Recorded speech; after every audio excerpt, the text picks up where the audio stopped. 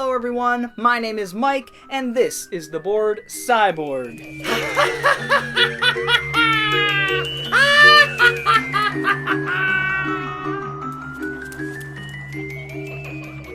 Welcome back to another episode. Today I want to talk about the creepy clown. I'm going to give sort of a brief history of the creepy clown in cinema. I'm going to touch on other aspects of art and culture, but I want to really focus on cinema in this video. I'm also going to give you guys 6 different creepy or killer clown films that hopefully you haven't seen. I tried to be a little bit more obscure. There are some other well-known films in there, but I'm hoping that you find some new ones that you didn't know about before. First, I want to do a brief personal history of how clowns have affected me in my past. Now, when I was a young kid, the first exposure to a creepy clown that I had ever seen was in a show called Are You Afraid of the Dark in the early 90s. Now, Are You Afraid of the Dark was Nickelodeon's children's anthology horror show. I'll say Tales from the Crypt, but for kids, something like that. As you can imagine, Are You Afraid of the Dark was one of my favorite shows growing up, if not my favorite live-action show. I adore that show to this day. I think it still holds up. I think it still has some unbelievably cool ideas that have yet to be explored. But this was the first time that I was exposed to a creepy clown. This episode aired in '92, and I probably saw it around that time. It was probably a year or two later, episode 2. But it followed a kid who went into a fun house, and in this fun house was a clown with a big, fluffy red nose. I believe one of the kids dares him to grab to steal, essentially, the clown's nose. The kid does so, and this clown starts calling him and pestering him and stalking and threatening him. This episode obviously left an impression on me, and it started my fear of clowns. I did have a legitimate fear of clowns when I was a child, and Are You Afraid of the Dark is to blame for that. Now, a couple years later, a little re-syndication of a TV series called It would be airing. And around that time, my mom was putting me onto a lot of Stephen King movies and TV shows. I was very young, 6, 7 years old, maybe. We all sat down as a family and we watched It.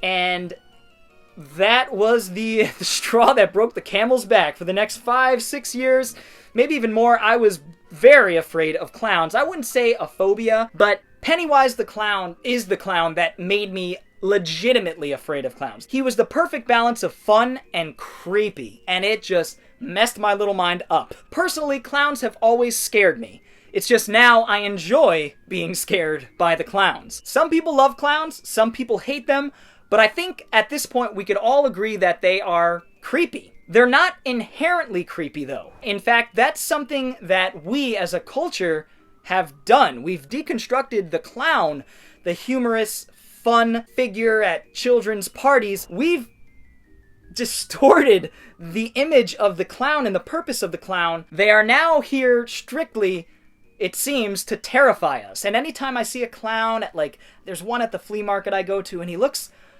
maybe it's part of his act, but he looks so sad and nobody's going near him because they're all creeped out. And that's our fault, damn it. What have we done? Now, there's a quote by Lon Chaney, which is a great quote, and it's about clowns, and it really hits at the core of what makes horror work and how anything could be a horror story if told in the right context. The quote is, "A clown is funny in the circus ring, but what would be the normal reaction to opening a door at midnight and finding that same clown standing there in the moonlight?" The first example of anything that could even be referred to as a creepy clown, not a killer clown in this case, but a creepy clown, is in fact Lon Chaney's film, He Who Got Slapped. He plays He Who Got Slapped. This is not an example of a killer clown, but it is arguably the first example of a creepy clown. Now, I don't know if it was perceived as creepy at the time, but it's creepy now. And a lot of the killer clown movies that came after it, and some of which I'll be talking about today, were obviously influenced by this image of Lon Chaney in this clown costume. He Who Got Slapped is more of a drama romance sort of thing. Lon Chaney joins a circus in order to reach a young woman, so it's really not a horror film, but it could be perceived as the first example of a creepy-looking clown in cinema. And I'd say the furthest you can go back with the creepy clown idea, there's some artwork that depicts jesters in a creepy manner, so that may be the base, like the furthest you could go back in terms of art to see the idea of the creepy clown displayed. I think the Joker, had a big deal to do with changing the image of clowns, this sadistic maniac of a villain. And obviously the Joker would go on to influence the film The Man Who Laughs. Conrad Veidt's The Man Who Laughs. It's a strikingly similar image. So I'm confident that the creators of the Joker were fans of that film.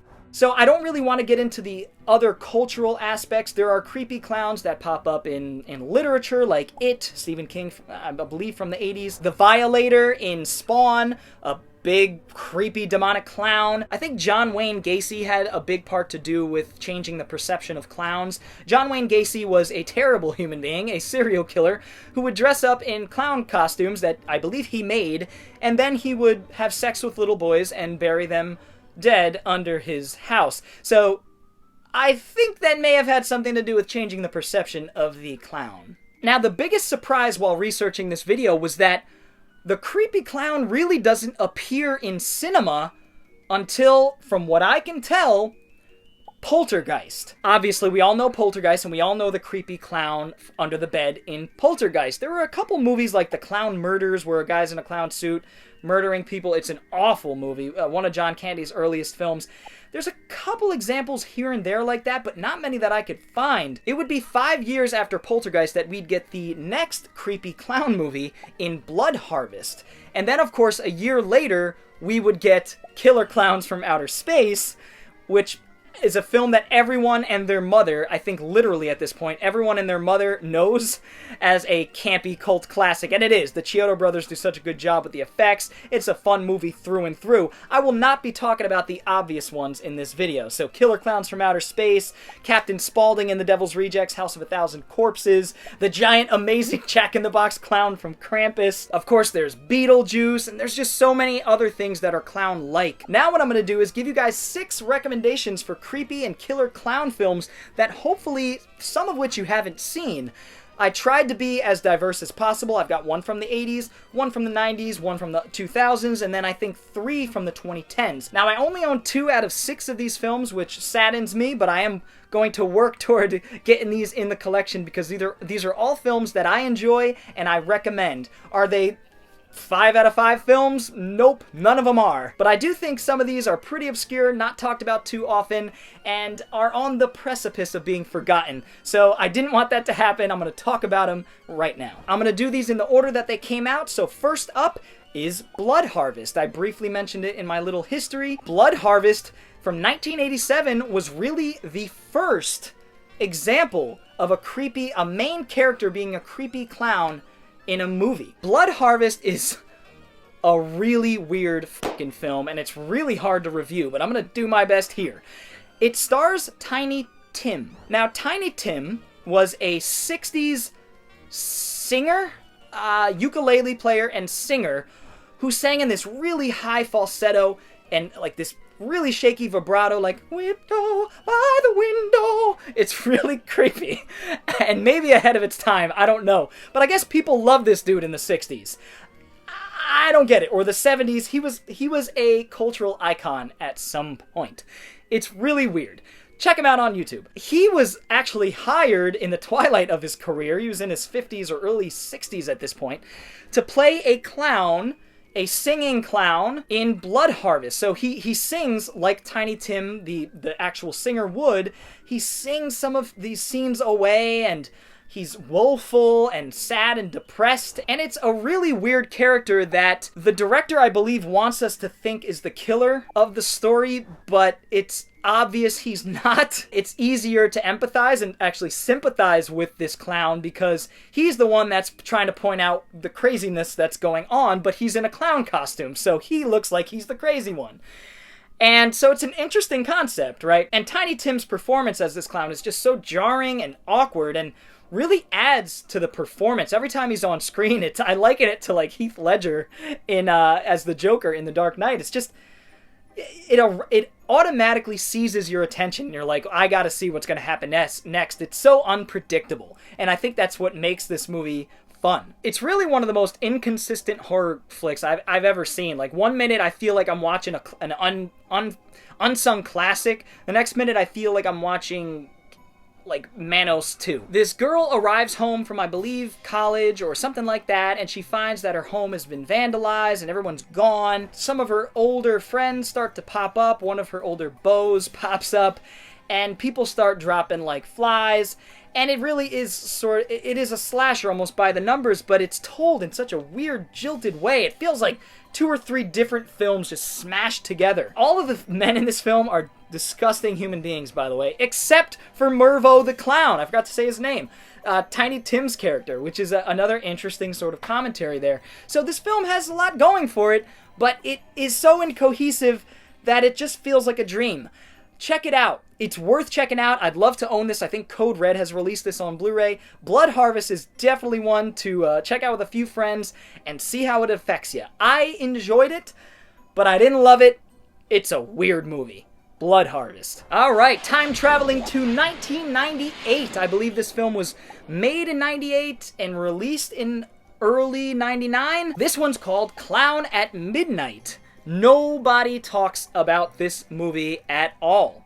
I am a fan of the late 90s slashers, mid to late 90s, you know, the Scream-inspired ones. There's just something, obviously I grew up during that era, so it's kind of close to my heart for those reasons. A lot of the films I still love to this day. I'm more of a fan of 90s slashers and early 2000s slashers than I am of 80s, I think. I've never really thought about that or said that out loud, but I think that is pretty accurate with Scream and I Know What You Did Last Summer and Cherry Falls. So many great deconstructed slasher films from the late 90s. This one is not a deconstruction. This one is more of an homage, and it's very heavily influenced by Argento and Italian giallo. So you've got really good camera work, unique angles. The kills are giallo-esque. They're simple.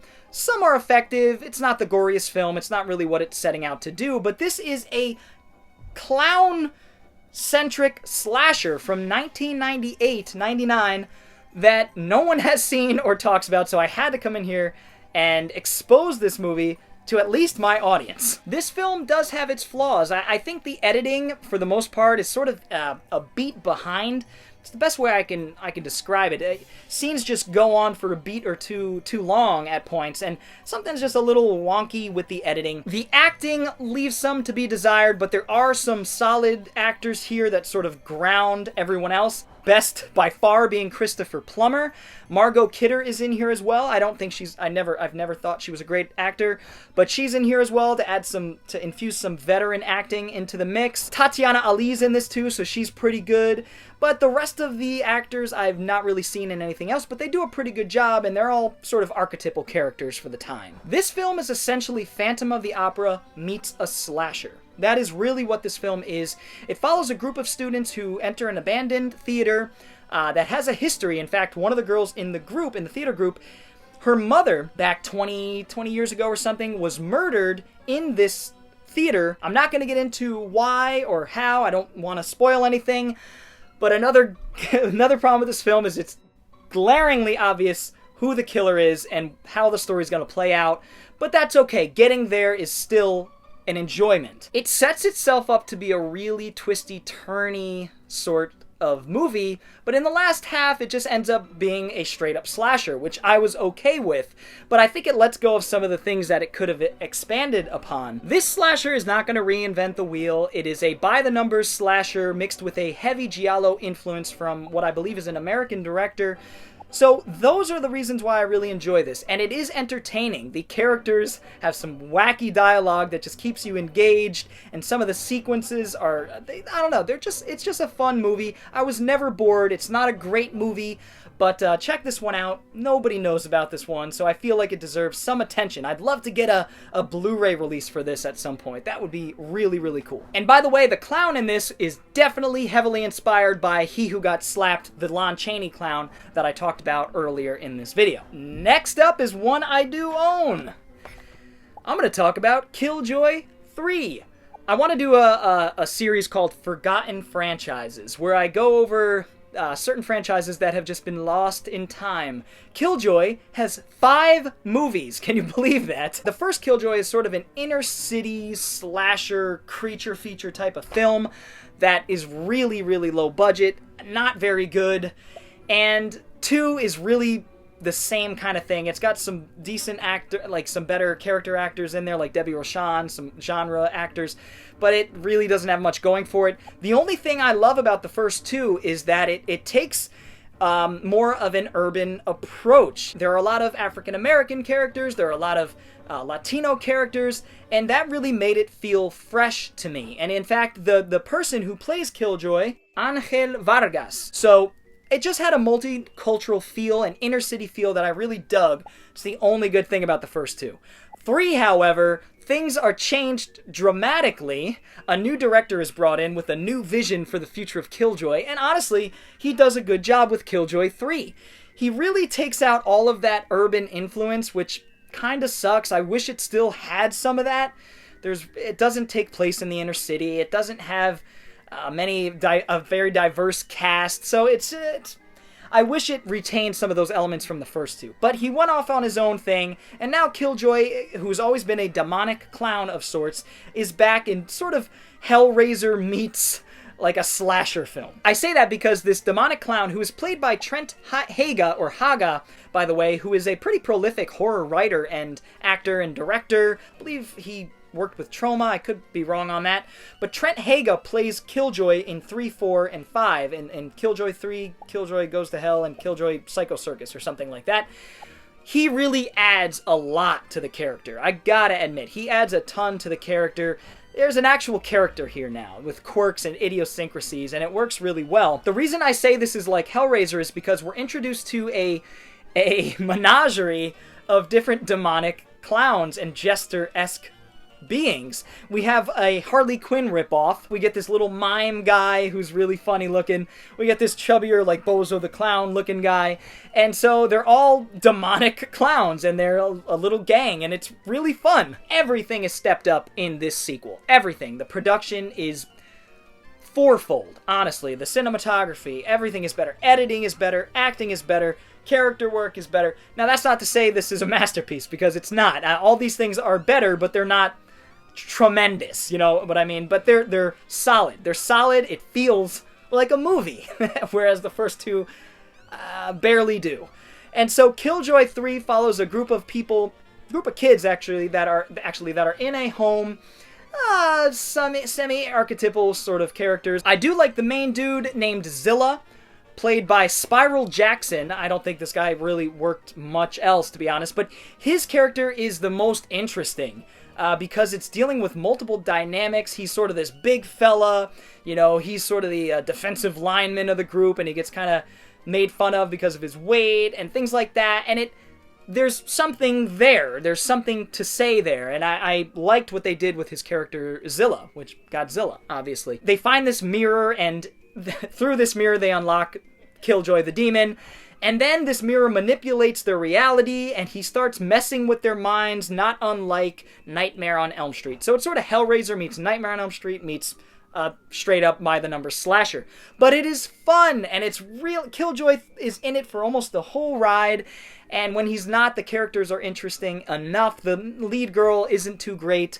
But like I said, Zilla is an interesting character. So check out the Killjoy series. Honestly, you could just jump right to 3. If you're interested in Killjoy 1 and 2, go for it. But take heed, they're not good films. But I do have some sort of enjoyment with them. I'm going to be doing a whole franchise review on this series at some point. But that is, for now, Killjoy 3. Alright, next up, I own this one as well. This is Clown. Now, a lot of you are going to know this one. It's a newer killer clown movie, creepy killer clown movie. This is definitely a killer clown in this case. A lot of people know it because Eli Roth put his name on it, and it's also a John Watts film. John Watts would go on to do a few years later the Spider-Man Marvel movies. So, Homecoming and Far From Home. He would go on to do those 2 films, so he is now a big Hollywood director, but he got his start with a little creepy clown movie called Clown.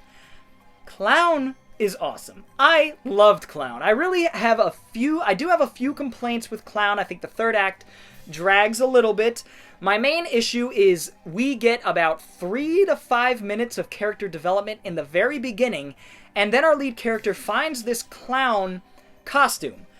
And so there isn't enough to care, especially about our lead female, who becomes the lead character in the second half, but there is not enough there for us to give a shit about her character. We do care about the main guy who puts on this clown costume in the beginning of the film, because we are focused on him and we're learning how he's dealing with this clown costume. What the story behind this, he finds this clown costume, he's like a real estate agent or something.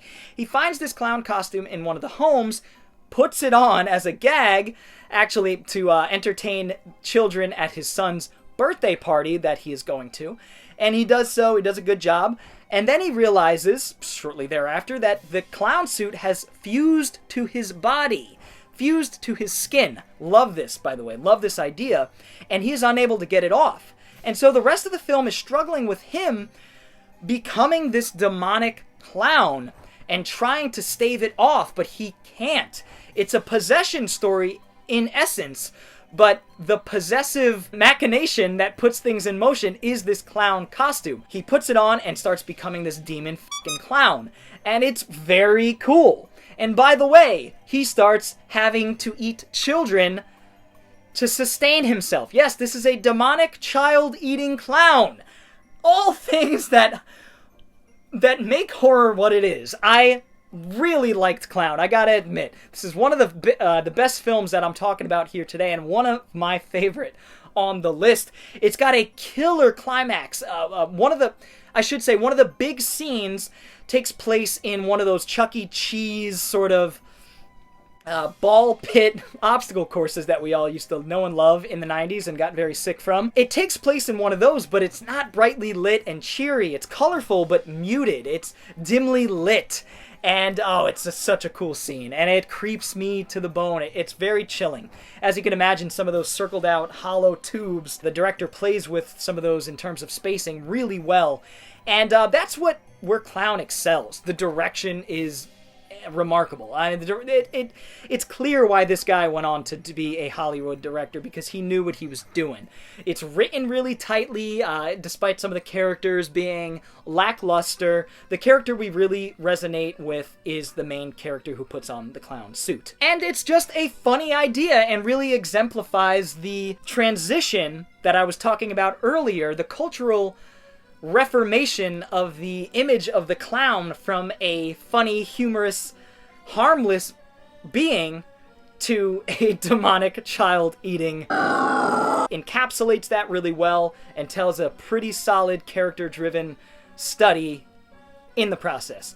Check out Clown. The next film I want to talk about blew me away in terms of a killer clown slasher movie. A couple years ago in 2018, this film did make waves, so I'm preaching to the choir, I'm sure a bit, but I had to talk about Terrifier. Terrifier, which is getting a sequel soon by Damien Leone, was one of those slashers I watched around when it came out, and I was like, yeah, buddy, this is that homage, 80s homage, super gory, focused on the super realistic, awful, gruesome gore that I love. There's a scene in here that is very reminiscent of a scene in Bone Tomahawk that I think is remarkably done and so brutal. This film ain't for the faint of heart, but it's a simple slasher. It really is a simple slasher setup that oozes of atmosphere. It all takes place at night, and these two girls find themselves being played around with this silent clown named Art the Clown, who is going to become a horror icon, if not already. The guy who plays this clown is just incredible. I gotta get his name. I don't know his name, but he does such a good job.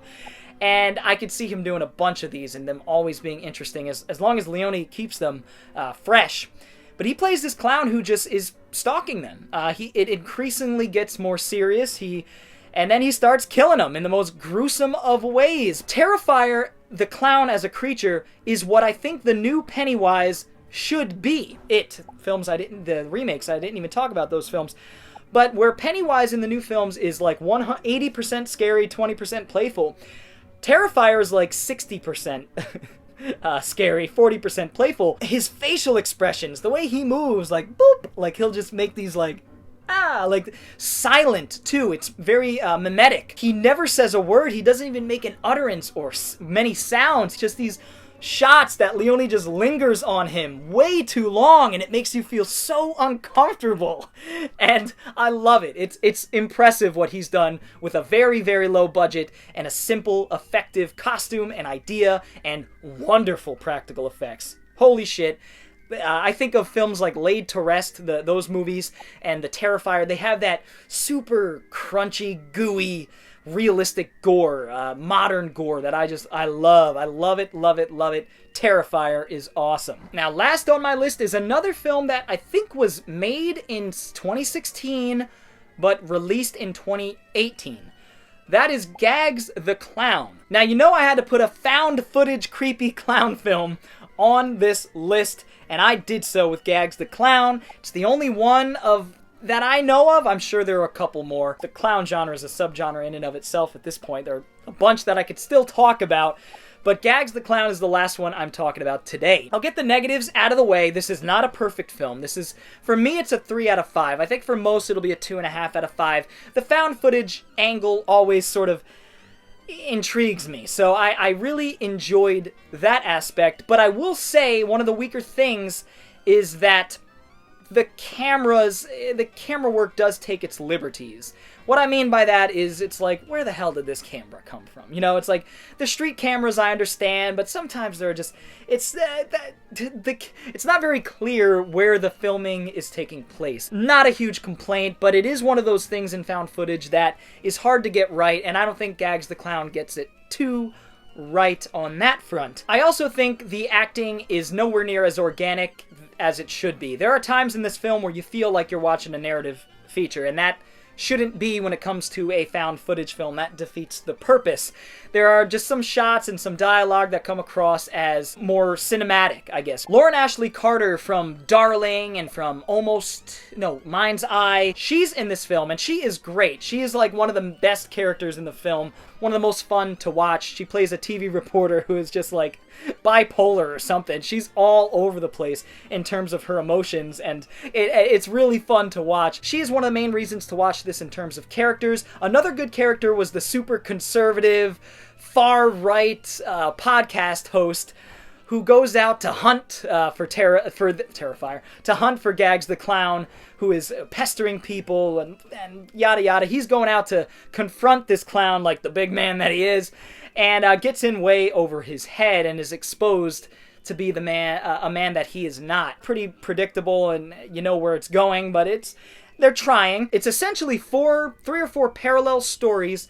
One following the reporter, one following the podcast guys, another one following some kids, cops as well. And they're all converging storylines that take place over a night or two, really, and they're all converging, and they all meet up in the end, which is a really cool finale that I think it takes a hit because of how many characters are there, so you don't feel as unsafe as if there were just a character or two there. But the climax is awesome and super creepy. Really worth the ride, I'll say. But it's focusing on this clown that isn't really doing anything wrong at first.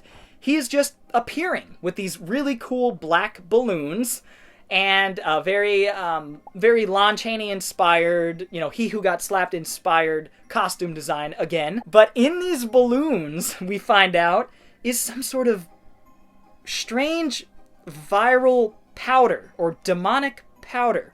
So these balloons pop, the powder infects these people, and then they start turning, we'll say. Very cool concept. This is where the film excels. It's sort of narrative structure, which isn't perfect, but does do a good job bringing everything together, and this creepy clown design and sort of the lore that backs this Gags the Clown. I really enjoyed this movie. Hey, it's the first found footage creepy clown movie that I've seen, so it gets kudos for that. I'm looking forward to seeing what we have in the future in terms of just creepy clown cinema in general. I just want to thank you guys for checking out this creepy clown history and recommendation video. I hope you guys enjoyed this. I tried to do something a little bit more informative today for you because I was educated and fascinated by this stuff, so I wanted to bring it to you guys to see if it affects you the same way. At least you'll be able to get some cool Creepy Clown films as recommendations out of this video. I'd love to know what your favorite Creepy Clown movie is. I know there are a bunch I've yet to name, a bunch I've yet to see, so I'd love to know what yours is. Feel free to leave that down in the comments below, and we'll get a little discussion rolling. If you enjoyed this video, feel free to give it a thumbs up, and if you're new to the channel and want to see more videos like it, go ahead and hit the subscribe button, as well as the little bell for notifications. Anyway, guys, I will see you all next time. Bored Cyborg, out.